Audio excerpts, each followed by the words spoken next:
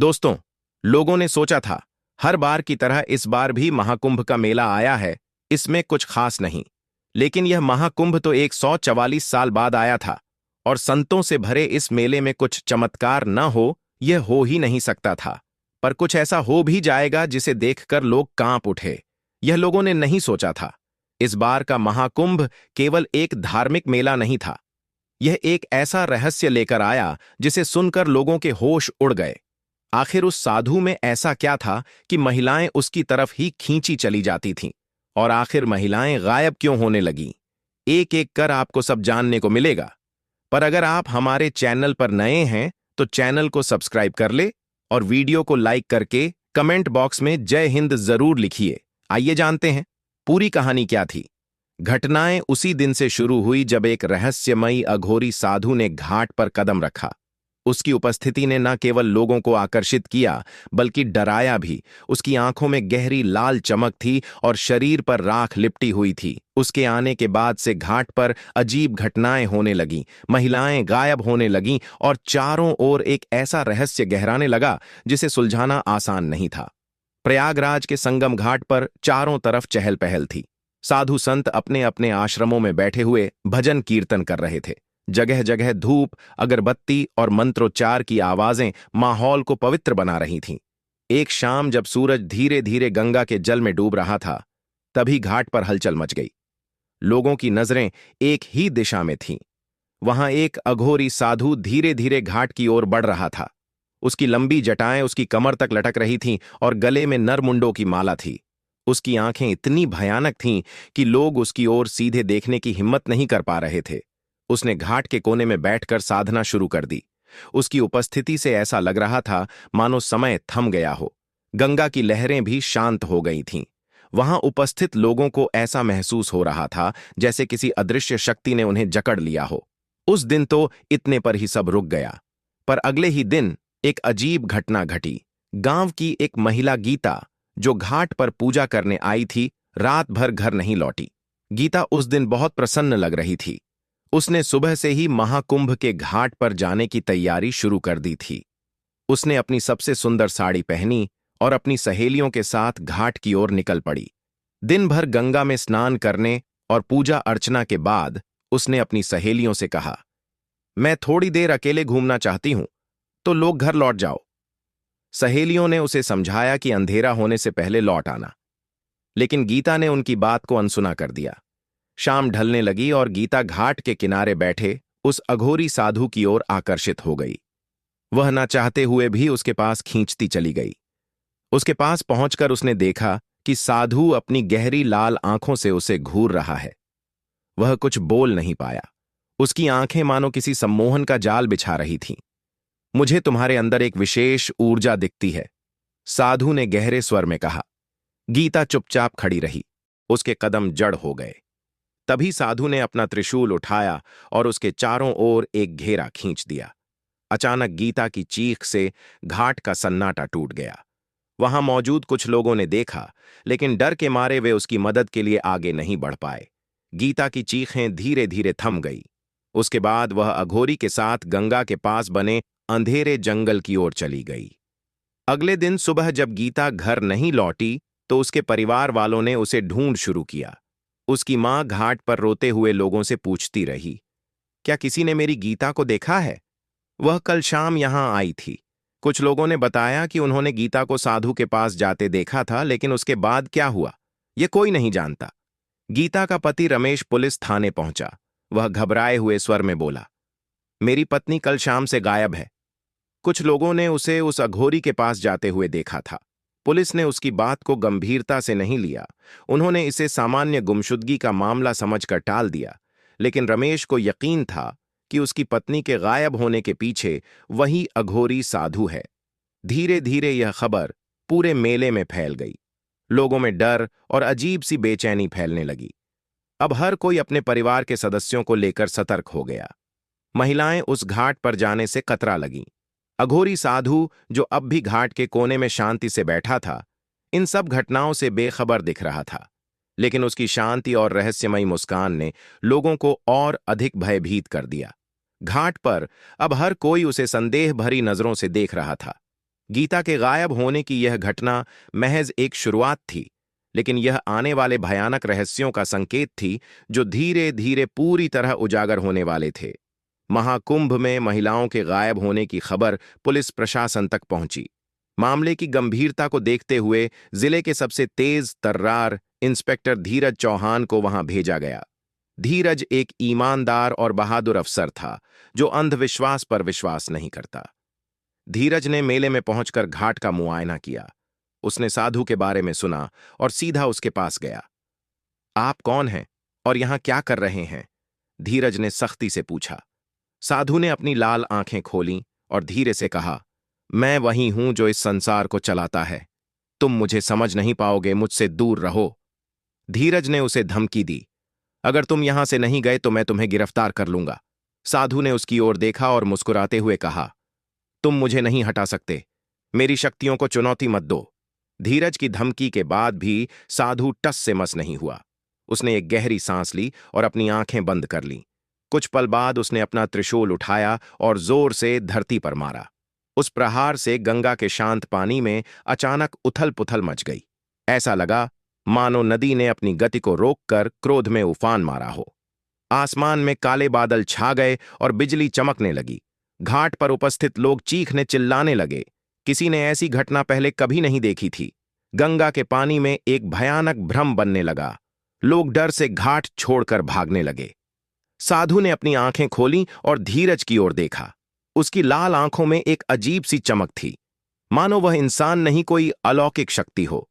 उसने गहरे स्वर में कहा, मैंने कहा था मेरी शक्तियों को चुनौती मत दो। अब देखो तुम्हारे संसार का क्या होता है। अचानक घाट पर मौजूद कुछ महिलाएं बेहोश होकर गिर पड़ीं। उनकी सांसें चल रही थीं, लेकिन वे जैसे किसी गहरी नींद में चली गई थीं। धीरज और उसकी टीम यह देखकर हक्के बक्के रह गए। ये क्या कर रहे हो तुम? धीरज गुस्से में चिल्लाया। साधु मुस्कुराया और कहा, यह केवल शुरुआत है। उसने त्रिशूल को घुमाया और एक मंत्र पढ़ा। बेहोश महिलाएं उठीं और एक कतार में चलने लगीं। वे सभी गंगा की ओर बढ़ रही थीं, मानो किसी अदृश्य शक्ति के नियंत्रण में हो। धीरज ने अपने सिपाहियों को आदेश दिया, उन महिलाओं को रोको। सिपाही दौड़कर महिलाओं के पास गए, लेकिन जैसे ही उन्होंने उन्हें रोकने की कोशिश की, एक अदृश्य दीवार ने उन्हें पीछे फेंक दिया। धीरज ने खुद आगे बढ़ने की कोशिश की, लेकिन वह भी उस दीवार से टकराकर पीछे गिर पड़ा। साधु ने एक भयानक हंसी के साथ कहा, इस संसार के नियम मेरे हाथ में हैं।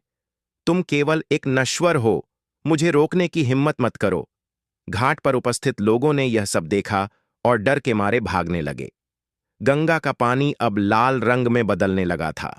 धीरज चौहान अब साधु की शक्तियों और उसके उद्देश्य को समझने के लिए दृढ़ थे।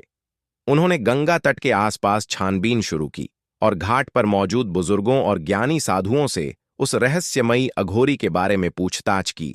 एक वृद्ध संत जो वर्षों से गंगा के किनारे तपस्या कर रहे थे, ने धीरे धीरे कहा, वह साधु कोई सामान्य व्यक्ति नहीं है। उसे अघोर पंथ की प्राचीनतम शिक्षा प्राप्त है। वह महाकाल अग्निसिद्धि का साधक है, एक ऐसी साधना जो आत्मा और प्रकृति के सबसे अंधकारमय पहलुओं को जागृत कर सकती है। यह साधना उसे धरती और जल दोनों पर शासन करने की शक्ति देती है। गंगा के लाल होने का कारण उसकी यही शक्ति है। वह इस ब्रह्मांड की ऊर्जाओं की आवश्यकता होती है। धीरज ने चिंतित होकर पूछा, तो क्या वह इन महिलाओं को इस बलिदान के लिए ले जा रहा है? संत ने सिर हिलाते हुए कहा, हां, और यदि यह अनुष्ठान पूरा हो गया तो वह इतना शक्तिशाली बन जाएगा कि उसे कोई रोक नहीं सकेगा। त्रिलोक में अराजकता फैल जाएगी। उसे रोकने के लिए समय कम है। साधु की शक्तियां किसी साधारण अघोरी से बहुत आगे थीं। उसने वर्षों तक हिमालय की गुफा में साधना की थी, जहां उसने आत्मा और प्रकृति की सबसे रहस्यमय ऊर्जा को साधा। उसकी कुछ प्रमुख शक्तियां थीं, जैसे प्राकृतिक तत्वों पर नियंत्रण व पानी, हवा और अग्नि को अपनी इच्छा से नियंत्रित कर सकता था। गंगा का लाल होना और भंवर का उठना उसकी इसी शक्ति का परिणाम था।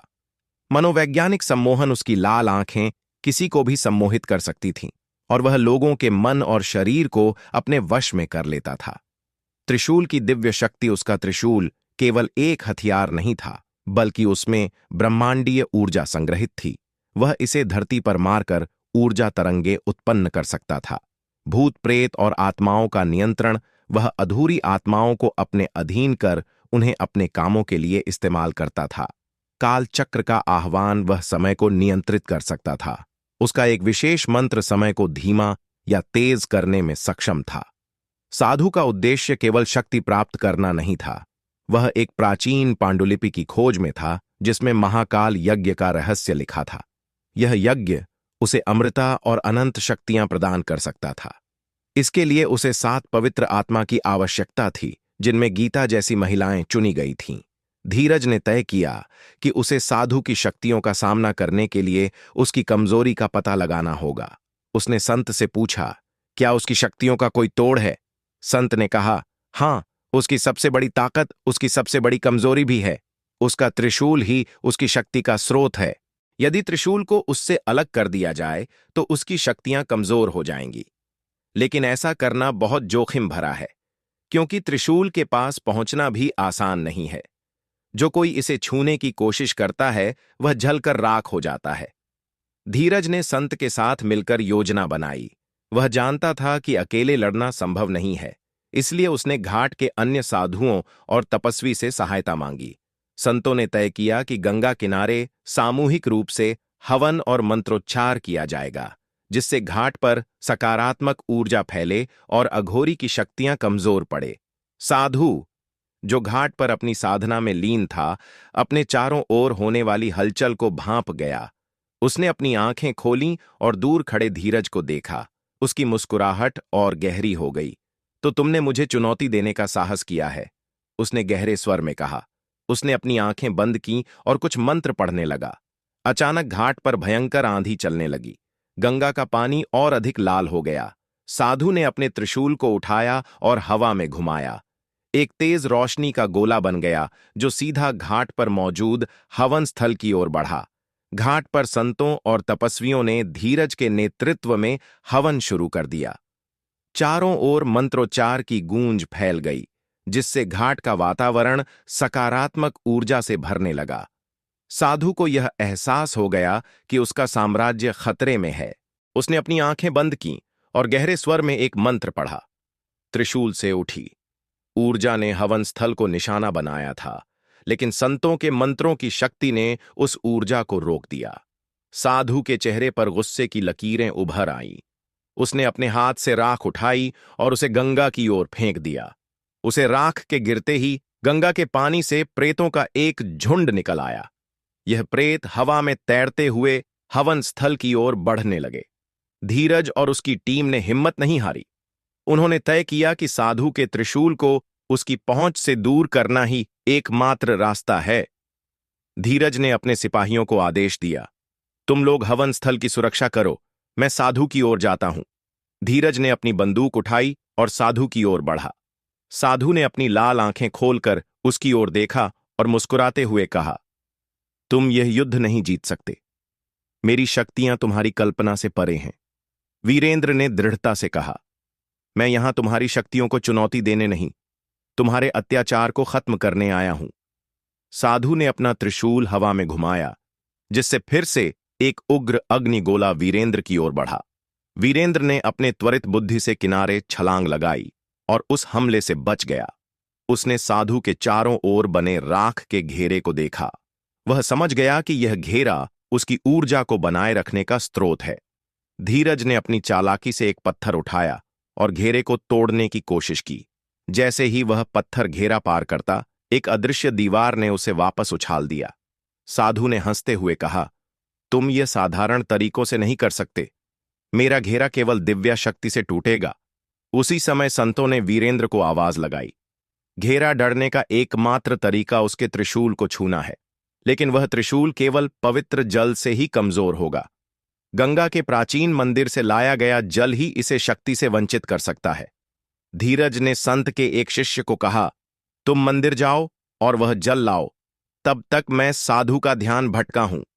धीरज ने अपनी चालाकी से साधु को उकसाना शुरू किया, अगर तुम्हारी शक्ति इतनी महान है तो तुम्हें मुझे हराने के लिए इन भूत प्रेतों की आवश्यकता क्यों पड़ी? साधु उसकी बातों में आ गया। उसने त्रिशूल से दूसरी दिशा में प्रहार किया, जिससे धीरज को उसके घेरे के करीब जाने का मौका मिल गया। कुछ ही देर में शिष्य पवित्र जल लेकर लौट आया। वीरेंद्र ने झट से जल लिया और त्रिशूल की ओर दौड़ा। साधु ने उसे रोकने की कोशिश की, लेकिन वीरेंद्र ने जल त्रिशूल पर डाल दिया। पवित्र जल के छिड़क ही त्रिशूल से एक भयंकर ध्वनि निकली।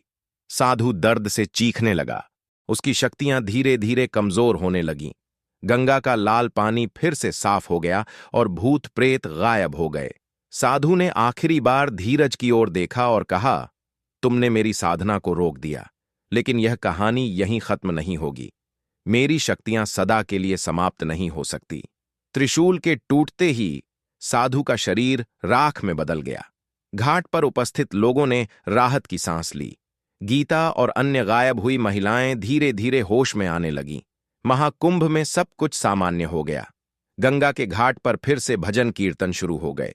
धीरज ने संतों का आभार व्यक्त किया और गंगा तट की सुरक्षा को मजबूत किया। हालांकि धीरज के मन में एक सवाल था, क्या सच में साधु का अंत हो गया था, या यह केवल एक शुरुआत थी? जब धीरज ने पवित्र जल से त्रिशूल को स्पर्श किया और साधु का शरीर राख में बदल गया, तो घाट पर अचानक एक अद्भुत शांति छा गई। गंगा का जल, जो अब तक शांत था, अचानक हल्के प्रकाश से झिलमिला लगा। हर कोई इस अप्रत्याशित घटना को विस्मय से देख रहा था। धीरज ने संत की ओर देखा और कहा, क्या यह सच में समाप्त हो गया? तभी गंगा के ऊपर एक दिव्य प्रकाश उभरा। उसी राख से एक तेजस्वी आकृति प्रकट हुई। वह साधु का दिव्य रूप था। उसका चेहरा क्रोध और भयावहता से मुक्त था। उसकी आंखों में करुणा और शांति का भाव था। तुमने मेरी राह कठिन बना दी। धीरज साधु की आवाज गूंजी, जो अब पहले की तरह कठोर नहीं, बल्कि शांत और गुढ़ थी। धीरज ने विस्मय से पूछा, तुम कौन हो और तुमने यह सब क्यों किया? साधु मुस्कुराया और कहा, मैं इस संसार का अघोर हूं, जो जीवन और मृत्यु के मध्य का सेतु है। मेरी साधना का उद्देश्य विनाश नहीं, बल्कि सृष्टि के संतुलन को बनाए रखना था। जो शक्ति मैंने अर्जित की थी, वह केवल योग्यतम के हाथों में होनी चाहिए थी।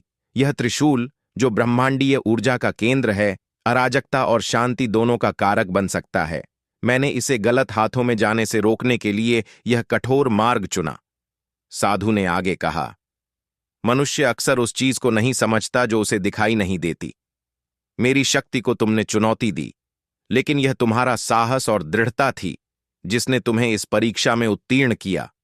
यह त्रिशूल अब गंगा की गहराइयों में विश्राम करेगा, जब तक कि संसार को इसकी आवश्यकता ना हो। साधु ने त्रिशूल उठाया और उसे गंगा की धारा में प्रवाहित कर दिया। जैसे ही त्रिशूल जल में समाया, गंगा की लहरें स्वर्णिम हो गईं। साधु ने अपने हाथ आकाश की ओर उठाए और कहा, मैं अब वापस वहीं जा रहा हूं जहां से आया था, विराट शून्य में, जहां केवल शांति है। याद रखना, यह संसार संतुलन पर आधारित है। जब भी संतुलन बिगड़ेगा, मैं फिर लौटूंगा।